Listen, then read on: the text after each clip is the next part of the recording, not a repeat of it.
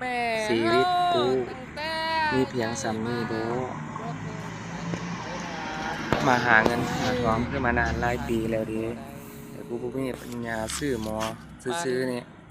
บ่แม่ได้นดอกเด้300-400 บาทเองกูอยังบ่มีปัญญาซื้อให้เลยอย่าไปลือสะลือสายเด้อกูต้องให้น้องๆมาซ้อมมาเชื่อนะจะไป เฮ็ด ลือ กู ออก นี่ หมดบ่ได้ กูเบื่อเลย บ่ได้ถูกลอตเตอรี่หา12ใบพุ่นบ่จังสิได้กิน285ก็เหลือ283เท่านั้นแล้วชีวิตนี่กูโคตรเบื่อและแย่จริงๆเลยกู บ่ยากถ้าหากไม่ไหวจริงๆก็ถอยกลับบ้านไปนะ สิซ้อมหรือสิแปะ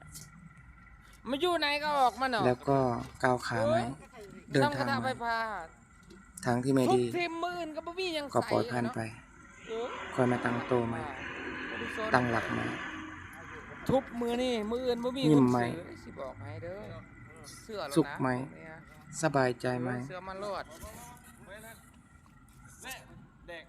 แม่เฮาตั้งแต่ใหญ่มาบ่เคยใส่ไผผ้าก็เลยคันบ่ได้มัน